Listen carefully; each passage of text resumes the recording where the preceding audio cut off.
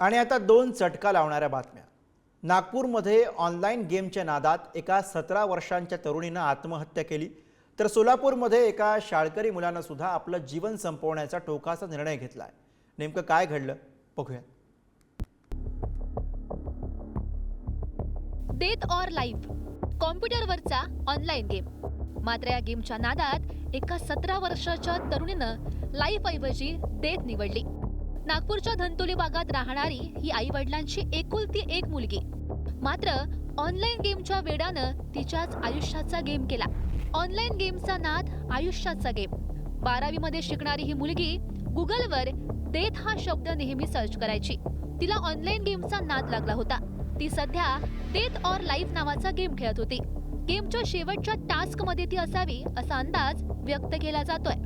रविवारी कुटुंबीय झोपे गेल्यानंतर मध्यरात्रीच्या सुमारास मुलीनं चाकूनं स्वतःचा गळा चिरून आत्महत्या केली आहे। सोमवारी पहाटे मुलीच्या खोलीतून अलार्मचा आवाज येत होता।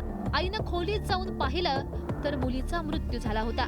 पौगंडावस्थेतील मुलांमध्ये ताणतणाव असतो आणि त्याच्यातनं त्यांना कुठेही मार्ग दिसत नाही, तेव्हा डिप्रेशनचं टोकाचं पाऊल म्हणून सुसाईड किंवा आत्महत्या असं आपल्याला दिसून येतं। पालकांच्या दृष्टीने सगळ्यात महत्त्वाचा असतो तो आहे संवाद। पुष्कळदा काय होतं ना की पालकांचा आपल्या पाल्यांसोबत होणारा संवाद हा अभ्यासाशी निगडीत गोष्टींशीच होतो, की मार्क्स किती आले, अभ्यास किती झाला आहे, असंच होत असतं। याशिवाय त्यांच्या विश्वात काय झालं आहे, त्यांचे मित्रमैत्रिणी कोणते आहेत, त्यांच्या मनात प्रश्न काय आहेत, ते कशाबद्दल चर्चा करतायत, याबद्दल सुद्धा आपण सजग राहणं गरजेचं आहे।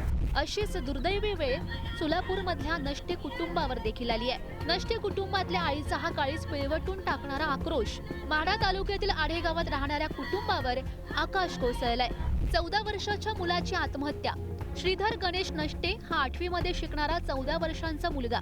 त्याचे वडील गणेश नष्टे राजस्थानला सशस्त्र सीमा बलात नोकरीला आहेत। त्यांच्याकडे रिव्हॉल्वर परवाना आहे।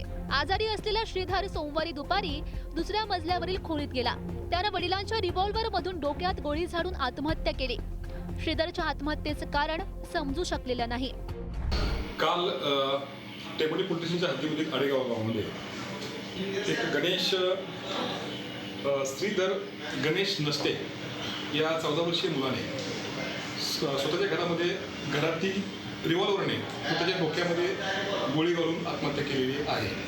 त्या बाबतीमध्ये टेंबोली पोलीस स्टेशनला अकस्मात मध्ये दाखल झालेला आहे आणि त्या अनुषंगाने पोलीस पुढील तपास सध्या करीत आहे। 17 वर्षांची नागपूरची मुलगी आणि 14 वर्षांचा सोलापूरचा मुलगा आयुष्यातलं खेळण्याचं बागडण्याचं त्यांचं वय। मात्र दुर्दैवाचा फेरा असा की या दोघांनीही आत्महत्या करून आयुष्याचा गेम ओव्हर करून टाकलाय। तमाम पालकांसाठी हा मोठा धडा आहे। तुमची मुलं करतात काय यावर बारीक नजर ठेवा। ब्युरो रिपोर्ट, पुढारी न्यूज। आणि आता एक धक्कादायक बातमी पुणे जिल्ह्यातील दौंडमधून। दौंडच्या इंग्रजी माध्यमाच्या शाळेमध्ये एक धक्कादायक प्रकार घडला। विद्यार्थिनीवरती बलात्कार करून तिचा खून करण्यासाठी चक्क 100 रुपयांची सुपारी देण्यात आली। वर्गातील 2 अल्पवयीन विद्यार्थ्यांनी 9वीतल्या विद्यार्थ्याला ही सुपारी दिली होती। या विद्यार्थिनीने शिक्षकांकडे केलेल्या तक्रारीचा राग